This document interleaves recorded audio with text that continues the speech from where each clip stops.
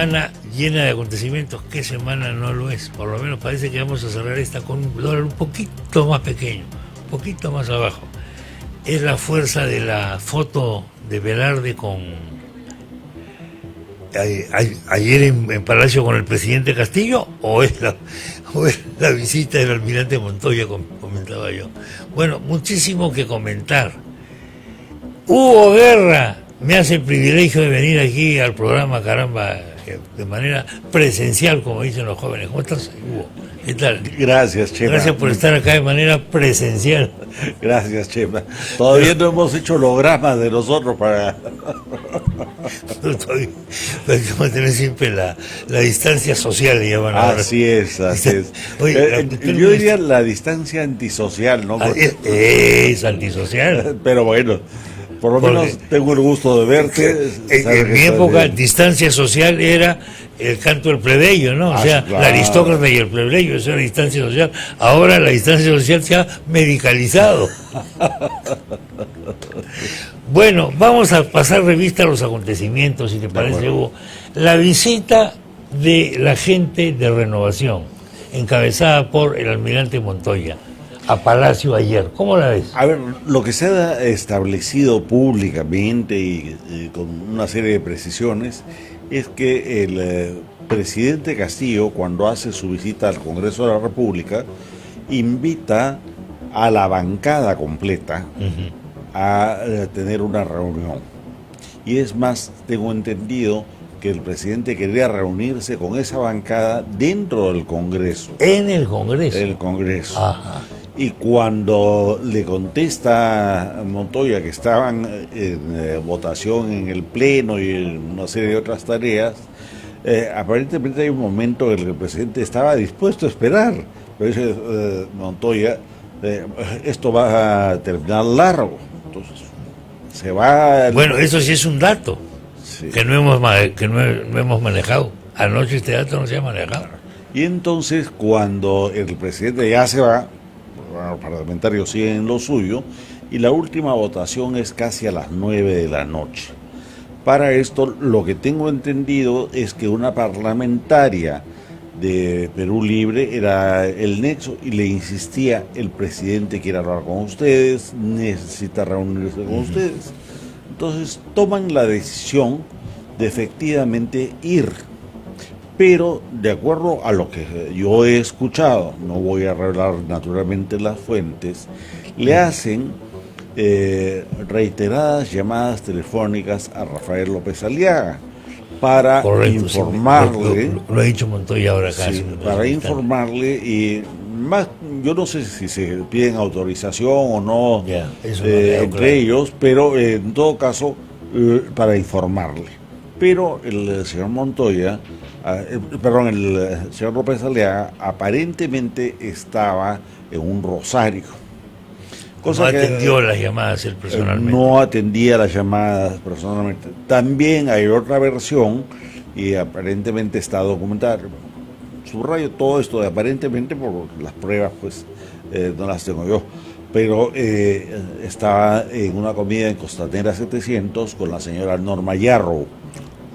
Como quiera que haya sido... ¡qué dato! Sí. Este último, ¿qué dato? Sí. Como quiera que sea, no contestó el teléfono. O sea, no solo Evo va a Costanera 700. No. Que de hecho sepas, es un estupendo restaurante. Sí, por supuesto. Me muero de ganas de ir, pero el presupuesto lo da. Pero bueno, como quiera que haya sido, le deja dicho al chofer, la seguridad de López Aliaga, que están yendo a Palacio. Y salen, como lo vemos en las imágenes, simplemente caminando de Palacio, toda la bancada, a Palacio de Gobierno. Tampoco que se han estado escondiendo, ¿no? A mí me suscita fastidio lo siguiente. Yo entiendo, todos los periodistas, todos los medios de comunicación tienen que ser acuciosos, tienen también que ser suspicaces. Sí. Pero hacer escandalete ahí donde no existe y empezar a poner adjetivos, ¿no? Como no sé, misteriosa reunión secreta, nocturna, que lo es, pero con la connotación nocturna, con nocturnidad, como se dice, algo así, ventaja, como decimos los abogados. Claro. No, la verdad que creo que no. Ahora, ¿qué cosa ha avanzado? Lo único, creo que tú lo has entrevistado Ahora al es un señor momento, Montoya, sí. yo lo he escuchado en otro momento, es que no hubo nada concreto, Sí. Y que lo más concreto fue el tema de la Comisión de Educación, Sí, que el presidente insistía insistió, pues. en que Sí. pase a manos de Perú Libre, en tanto Perú Libre está compuesto esencialmente por profesores. Pero eso no ha sido aceptado, es reglamentariamente inviable y democráticamente hubo ya una votación, con lo Sí, cual no hay nada es que tema hacer. cerrado. Ahí está más cerrado. Ahora, no ha habido ningún tipo de compromisos tampoco, aparentemente, en la conversación. No. Y yo honestamente sí creo en el almirante Montoya, primero porque lo conozco bastante, y segundo porque no veo ninguna razón lógica de que alguien mienta, Sí. y más en una reunión de 9 personas Sí. en una bancada, ¿no? Claro. Me parece absurdo. Lo que ha dicho acá el almirante ha sido que el presidente ha escuchado el tema el tema económico y alguna cosa más, pero que él no ha dicho nada. El presidente no ha hecho ningún comentario, que ha tomado nota aparentemente auditivamente del asunto, de los asuntos que le han tratado ellos, bueno, y lo de los cambios de los ministros, ¿no? Que es una cosa que es pública y Que es pública. eso lo ha dicho Renovación, si digo bien, abiertamente, pero el presidente no ha dicho nada al respecto. Yo no sé si es un estilo de ser, porque hay Un poco hierático, ¿no? personas que son hieráticas, Un poco majestuoso, tal vez. majestuosas, indescifrables, ¿no? O si simplemente, y quiero utilizar el término con toda precaución Sí. y con el mayor respeto, Sí. si de pronto todo esto también se debe a que es ignorante. No conocen los temas, pues. Que no conoce los Claro, temas, ¿no? Ignorante, ahora que está tan de moda la guachafería, de ver racismo, de ver no sé qué demonios, francamente, cuando uno dice ignorante es porque alguien no sabe, pues No no sabe. Yo, por punto. ejemplo, he dicho siempre que la principal virtud del periodista es reconocerse ignorante. Así es. Porque si crees que sabes, no eres periodista, pues hermano, o sea, sabes todo, sabes más que el entrevistado, sabes más que el científico, sabes más que todo el mundo, y está fregado, pues. Y hay campos específicos. En mi caso, yo no sé nada de deportes. Creo Claro. que el presidente de la República, proporcionalmente con todas las diferencias de la majestuosidad del cargo, no sabe nada de economía. Porque esto de haber pretendido que se organice una comisión investigadora para determinar por qué están subiendo los precios y por qué sube El tipo dólar, de la cambio, comisión, van a interrogar al dólar revela y al pollo. revela conocimiento escaso o nulo, y peor todavía, y si hablamos en el español, que corresponde, más teniendo tú esos orígenes, es una estupidez. Es una estupidez, pues. Porque yo el otro día hice una especie de caricatura, pero que a lo mejor van a citar a un pollo a interrogarlo. Si pertenece a una banda, a una organización, ¿cómo se llama? Criminal, para no sé qué. Pero te puedo asegurar Para que encarecer los alimentos. te puedo asegurar que así torturen al pollo, el pobre pollo no va va a saber por qué no va a sube. decir mucho, no decir gran cosa. Hablando de estas cosas, el día de hoy nos ha mandado José Luis Gil, es ex integrante del GEIN, ¿no? Hombre, el grupo muy de valioso. inteligencia, ¿sí? Y entonces él ha mandado un Twitter que le preocupa enormemente que haya, desde hace días ya parece, unos equipos de inspectoría de la PNP en la DIRCOTE.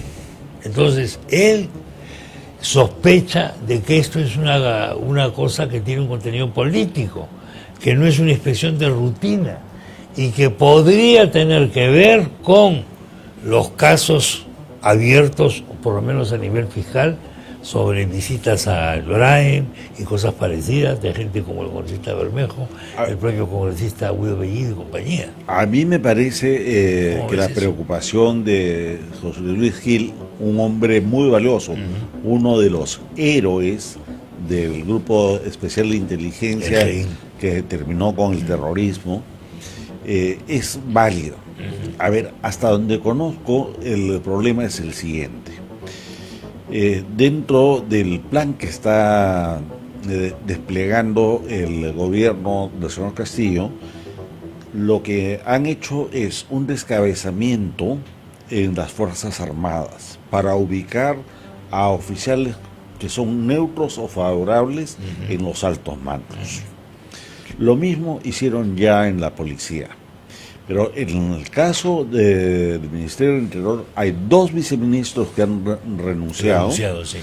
Y en el caso de inteligencia, los propios oficiales y los efectivos de campo, que son muchos. Ese es un mundo que probablemente nosotros como periodistas apenas tenemos una mirada por encima, pero es vastísimo y complejo. Tienen una gran preocupación. Quienes están en este momento en el poder tienen nexos registrados por los mismos agentes de inteligencia, por los mismos especialistas en la lucha antiterrorista con corrientes subversivas en el Braem y a nivel internacional. De hecho, en la campaña electoral hemos conocido algunos documentos de esa investigación. Algunos documentos que son poquísimos frente a la cantidad de información que habrá más que hay. información. Yo puedo decir que hay mucha más información porque he conversado con ellos y son ellos mismos los que me dicen, oiga, lo que sale en la televisión pues será pues el 0.1%. Mínimo. Todo lo demás está ahí. Entonces, si van a hacer una inspección a la DIRCOTE, se va a dar la situación muy complicada. Por un lado, y en la teoría, un gobierno tiene derecho a hacer todas las inspecciones que considere. Pero eso siempre y cuando se trate de un gobierno legítimo, que hasta ahora es el problema del gobierno de Castillo. No tiene todos los títulos solo de legalidad, pero no de legitimidad.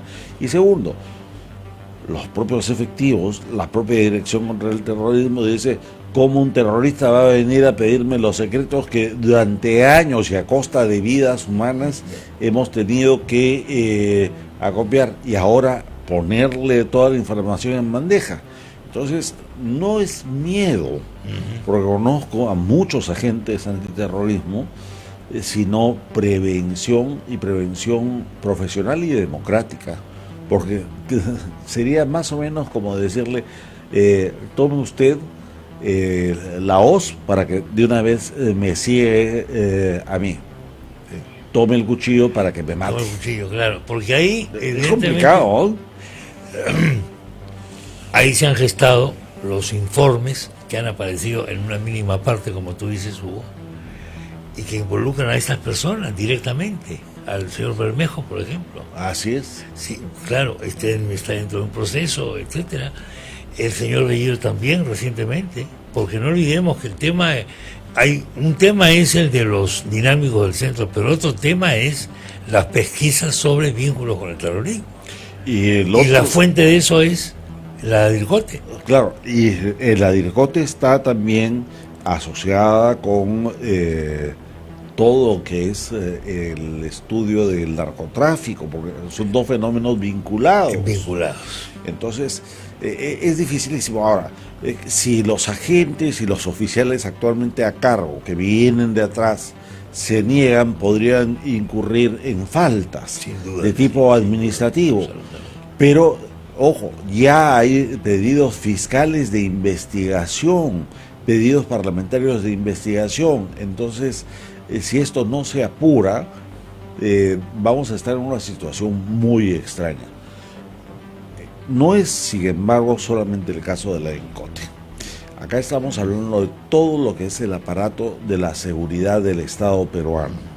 Y esto alcanza protección de funcionarios, una serie de data de defensa nacional, ya no solamente hacia adentro, sino de defensa en el frente externo, donde yo plantearía, por ejemplo, la reflexión que hace el señor Evo Morales, siendo boliviano, siendo por definición una persona antagónica al interés nacional del Perú en el caso de la salida al mar. La salida al mar, sí. ¿No? Tomando conocimiento de una serie de secretos de Estado del Perú. O sea, esto no es nacionalismo, no es chauvinismo, es simplemente la reflexión más elemental. Tú no puedes ser asesorado, aunque lo nieguen, ya lo estamos viendo, sí, claro. por alguien que tiene intereses antagónicos. Castillo, tiene un ascendiente, digamos. Si tú humano, tuvieras una empresa de hacer zapatos, no podrías llamar como asesor al ingeniero de tu competidor. Sí, Tan claro. sencillo como eso. Entonces, se están produciendo una serie de contrasentidos que imposibilitan que se transfiera la administración del Estado al gobierno. ¿Y cuál es la respuesta hasta ahora? Simplemente sacarlos, destituirlos en masa, pero el Estado está realmente entrando en una etapa de deconstrucción gravísima. Hablando de la deconstrucción del Estado, como tú señalas, vamos a pasar una pequeña revista a la oposición. ¿Cómo la oposición tiene claro lo que está ocurriendo en el Perú o se están demarcando ya diferentes tendencias? Unos más blandos, otros más duros y da la impresión de que, bueno, y quien ejerce el poder tiene muchas armas, ¿no?, para seducir y para conquistar. A ver, ahora quisiera contestarte no como analista. Yo periodismo en el sentido de diarismo hace mucho tiempo no hago, Sí. Y cuando escribo hago opinión, ¿no? Pero en ese momento sí quisiera contestarte más bien como parte de uno de los colectivos desde los que salimos a protestar en las calles.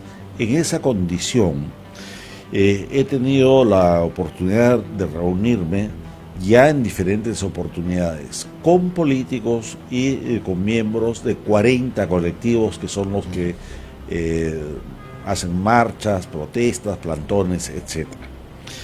¿Qué cosa puedo sacar en claro muy rápidamente? No hay nadie en todo el espectro fuera del oficial que dude de que estamos avanzando hacia un cambio radical del Estado peruano y que estamos en vísperas de la desaparición de la República del Perú para dar un salto al vacío que podría terminar con la asamblea. Fíjate que lo relativizo, podría terminar con una asamblea constituyente de la cual emerja una nueva república popular, república pluridemocrática, etcétera, donde haya constantes que ya hemos visto en otros lados, como la reelección indefinida y como la ausencia de división real de poderes para que el poder esté centralizado no solamente en el gobierno, sino en un partido único. Todas las tiendas de oposición en privado te dicen eso. Ahora, ¿cómo enfrentar los riesgos de un fenómeno totalitario? Porque ese es el término de lo que se nos viene. Ahí es donde empiezan los matices y diferencias. Tenemos desde posiciones muy claras, pero si queremos ponerlas, no me gusta, pero en un papel de izquierda a derecha, yo te diría, la derecha más clara y precisa la constituyen dos agrupaciones, Renovación Popular y Avanza País. Pese a diferencias programáticas y a sus problemas internos que ya acabamos de ver, pero la tienen clara. Luego tienes a diletantes que no saben qué hacer y cómo responder, salvo un par de excepciones como Gladys Echaíz, de Perú APP, Alianza para el Progreso. Alianza para el Progreso. Sí. Después tienes a dos grupúsculos, uno de izquierda, otro de derecha, bajo el nombre de Acción Popular, que la historia otra vez les ha reservado un papel protagónico, pero que en verdad no tienen ninguna fuerza, salvo la presidencia del Congreso. La presidencia del Congreso. Pero el presidente del Congreso. Claro. Después tienes los bloques de izquierda, ¿no?, que no niegan el proyecto totalitario, pero dicen, no, es muy distante y hay opciones para morigerarlo. Ahora, la derecha y el centro están claros que la única forma de terminar con esto es que caiga el gobierno. Y el gobierno, no el gabinete solamente. No el gabinete. O sea, estamos hablando de vacancia, digamos. Puede ser una vacancia. O no necesariamente. A ver, sin mencionar nombres de interlocutores, pero van desde la vacancia por la vía parlamentaria hasta la admisión de algo que es gravísimo, de que si con la fuerza de la calle es necesario, acá puede iniciarse una guerra civil. Sí, pues. Suena feísimo. Es horrendo, claro. Tú, mejor que nadie, conoces lo que es una guerra civil, claro, como fue la española. Claro. Hay, por supuesto, diferencias de época, diferencias de método, pero ya te lo advierten. Y entonces, concluyo con esto: mientras los más diletantes todavía tienen el pensamiento, hay que ver los resquicios parlamentarios, no es que si trabamos uno por uno o lo hacemos en bloque. Los otros lo tienen muchísimo más claro y hacen una lectura del gobierno desde el pensamiento marxista. Es decir, entienden sus mensajes más internos. Y llegamos a un punto de posible choque que va a comenzar el lunes. Gravísimo. Este fin de semana, los diferentes colectivos que estamos protestando en las calles, pidiendo que se hagan cambios y modificaciones urgentes al gobierno, justamente para ver si hay posibilidad de que en medio de todo podamos mantener a la República funcionando y cambio de gabinete. Cambio de gabinete, una política económica clara, etcétera, y respeto a los derechos fundamentales, que no se están respetando, como acabamos de ver con las acciones fiscales en contra de periodistas y dueños de medios de comunicación. Pero hasta este domingo tenemos todo el norte. Ayer comenzó en Piura, hoy día en Chiclayo, mañana en Trujillo, en paralelo en Huancayo y en Lima. Manifestaciones que son importantes y van a seguir, pero la gente sigue presionando. Ya no quieren solamente el paseíto, la protesta, la chicharra, gritar, quieren acción. Y no hay una cabeza, son 40 cabezas, por ahí puede haber una disparada. Sí, claro. Del otro lado, el señor Vladimir Cerrón, a quien finalmente le asiste el derecho, y yo lo puedo entender, a partir del lunes convoca a tomar todas las plazas de armas de la República, de todas las ciudades de la República, para defender su proyecto de asamblea constituyente y mantenerse, como ellos dicen en el lenguaje marxista, mantenerse en pie de lucha, compañeros, hasta que la revolución triunfe. Bueno, pues tenemos dos fuerzas grandes: el que no quiera verla, que no vea, pero que la eclosión y el choque puedan darse. Estamos en vísperas. Este escenario de la oposición que tú has presentado, este abanico de posibilidades, se va a desplegar sin duda en el Congreso, en el hemiciclo, con motivo de la presentación del gabinete. Va a haber diferencias. Claro, ¿qué es lo que están intentando, no?